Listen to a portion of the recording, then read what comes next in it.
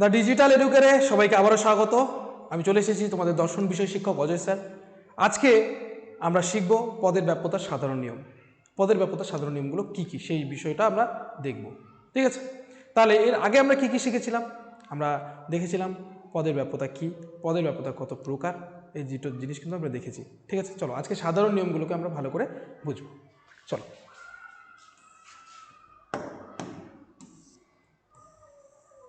তাহলে কি বলা আছে দেখো, পদের ব্যাপ্যতার দুটি নিয়ম আছে। কয়টি নিয়ম রয়েছে? দুটি নিয়ম রয়েছে। একটি হলো উদ্দেশ্য পদের ব্যাপ্যতার নিয়ম, আর একটি হলো বিধেয় পদের ব্যাপ্যতার নিয়ম, ঠিক আছে? তাহলে ভালো করে দেখো যে নিয়ম আছে আমাদের দুটি, একটা হচ্ছে উদ্দেশ্য পদের ব্যাপ্যতা আর একটা হচ্ছে বিধেয় পদের ব্যাপ্যতা। ভালো করে বুঝবে, এখান থেকে কিন্তু তোমাদের ছোট প্রশ্ন হবে, এখান থেকে তোমাদের এমসিকিউ প্রশ্ন কিন্তু হবেই প্রত্যেক বছরই কিন্তু এখান থেকে একটা হলে প্রশ্ন আসে। তাহলে দেখো দুটো নিয়ম। প্রথমে বলেছে উদ্দেশ্য পদের ব্যাপ্যতা নিয়ম। উদ্দেশ্য পদের ব্যাপ্যতা নিয়ম দুটো কি কি? সামান্য বচনের উদ্দেশ্য পদ ব্যাপ্য হয়। সামান্য বচনের উদ্দেশ্য পদ, সামান্য বচন কি কি? এ আর ই। তাহলে এ আর ই এই দুটো বচনের কোন পদ ব্যাপ্য হয়? উদ্দেশ্য পদ ব্যাপ্য হয়, ঠিক আছে? তার বলছে বিশেষ বচনের উদ্দেশ্য পদ অব্যাপ্য হয়। বিশেষ বচন কি কি? আই আর ও। এই দুটো বচনে তাহলে কি হবে? উদ্দেশ্য পদটা কি থাকবে?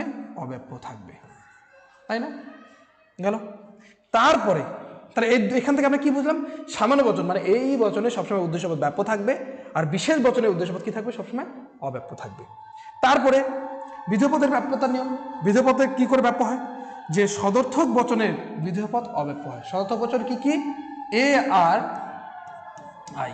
তার মানে এ আর আই বচনের আমরা যদি দেখি এই দুটো বচনই হচ্ছে সদর্থক বচন, কারণ হ্যাবাচক। তাহলে এই দুটো বচনের ক্ষেত্রে কি হয়? বিধেয়পদ অব্যাপ্য থাকবে। দেখো বিধেয়পদ কি থাকবে? অব্যাপ্য থাকবে। আর নয়ার্থক বচনের খ নম্বর দেখো, নয়ার্থক বচন। নয়ার্থক বচন কোনগুলো? ই এবং উ। এই নয়ার্থক বচনগুলো কি হবে? বিধেয়পদটা ব্যাপ্য হবে, তাই না? ঠিক আছে, আশা করি বুঝতে পারছো। তাহলে এই ছকটাকে যদি আমরা রেডি করি আমরা নিজের মতো করে, যে আমরা চারটা বচনকে লিখে নিব, এ ই আই ও, তাই না? আমরা এইভাবে লিখে নিলাম। এদিকে লিখছি আমরা উদ্দেশ্য, এখানে লিখব বিধেয়। তাহলে নিয়ম অনুযায়ী আমরা সাজাবো। দেখো বলেছে সামান্য বচন উদ্দেশ্যপদ ব্যাপ্য হয়। এ বচন আর ই বচন দুটোরই কি হবে? উদ্দেশ্যপদ ব্যাপ্য। তাহলে আমরা টিক টিক মার্ক দেবো বা ব্যাপ্য লিখে দিই। তাহলে এই দুটোর ক্ষেত্রে ব্যাপ্য, তাই না? ব্যাপ্য আমরা এই নিয়ম পেয়েছি প্রথম। তাহলে যে বিশেষ বচন উদ্দেশ্যপদ অব্যাপ্য হয়, তার মানে আই আর ও বচনে অব্যাপ্য থাকবে। আমরা লিখে নিই অব্যাপ্য, লিখে নিলাম, এখানেও অব্যাপ্য লিখে নিচ্ছি, লিখে নিলাম, ঠিক আছে? গেল। তারপরে বিধেয় পদের যে নিয়ম, সেই বিধেয় পদের নিয়ম সদর্থক বচনের বিধেয় পদ অব্যাপ্য হয়। সদর্থক বচন কোনগুলো? এ আর আই, অব্যাপ্য হবে। তাহলে এখানেও বিধেয় পদ কি হবে? অব্যাপ্য হবে। তারপরে আই বচনের কি হবে? অব্যাপ্য হবে নিয়ম অনুযায়ী। এগুলোই কিন্তু ব্যাপ্যতার সাধারণ নিয়ম। তারপরে দেখো নয়ার্থক বচনের বিধেয় পদ ব্যাপ্য হয়। নয়ার্থক বচন কি? ই আর উ। এটাও ব্যাপ্য হবে আর এটাও ব্যাপ্য হবে। তাহলে কিন্তু আমরা খুব সুন্দরভাবে মনে রাখতে পারবো যে কোন বচনের কোন পদ ব্যাপ্য এবং কোন পদ অব্যাপ্য। বুঝতে পারছো আশা করছি? তাহলে এইভাবে কিন্তু আমরা এই সাধারণ নিয়মগুলোকে বের করতে পারি। তো এর থেকে আমরা যে সিদ্ধান্ত নিতে পারি, এই দুটো দেখো সুন্দর করে লেখা আছে যে কেবল সামান্য বচনেই কি হয়? সামান্য বচন কোনগুলো? এ আর ই, তাদের উদ্দেশ্যপদ ব্যাপ্য হয়। এখান থেকে আমরা সিদ্ধান্ত নিতে পারি যে একমাত্র বা কেবলমাত্র সামান্য বচনের উদ্দেশ্যপদ ব্যাপ্য। দেখো এই দুটো সামান্য বচন এ আর ই, এদেরই কিন্তু শুধুমাত্র ব্যাপ্য আছে উদ্দেশ্যপদ, বিশেষ বচনে কিন্তু উদ্দেশ্যপদ ব্যাপ্য হয় না। তবে দেখো কেবল নয়ার্থক বচনের ক্ষেত্রে, নয়ার্থক মানে নাবাচক, নাবাচক কি কি? ই আর ও, এই নাবাচক দুটো বচনেই দেখা গেল যে বিধেয় পদটা ব্যাপ্য হয়। দেখো এই যে ই বচনের বিধেয়পদ ব্যাপ্য, আই বচনের ও বচনেরও বিধেয়পদ ব্যাপ্য। বুঝতে পারলে? তাহলে এই দুটো লাইন তুলেও কিন্তু প্রশ্ন হয় যে কেবলমাত্র বিধেয়পদ ব্যাপ্য হয় কোন বচনে? সদর্থক, নয়ার্থক, সামান্য, বিশেষ। এভাবে কিন্তু তোমাদের কিন্তু থাকবেই, এই কথাটা মাথায় রাখতে হবে।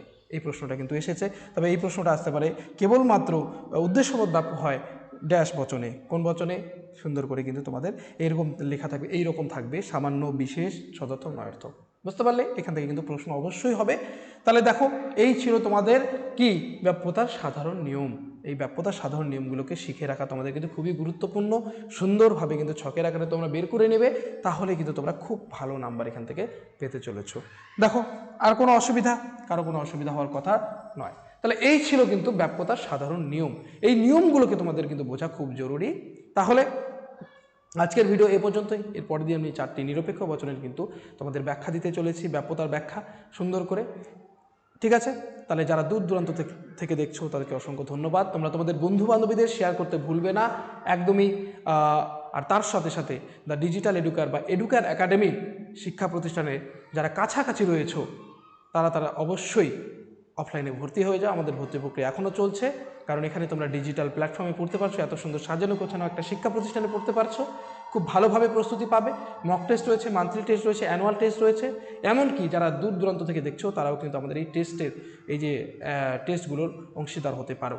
ঠিক আছে, তার জন্য ডেসক্রিপশনে দেওয়া যে গ্রুপ লিঙ্ক, সেই গ্রুপে যুক্ত হয়ে যাও। তার সাথে সাথে কি করবে, আমাদের চ্যানেলটাকে সাবস্ক্রাইব করে রাখবে।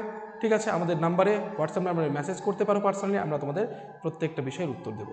ঠিক আছে, তাহলে ধন্যবাদ, দেখা হচ্ছে আরও একটি ভিডিওতে।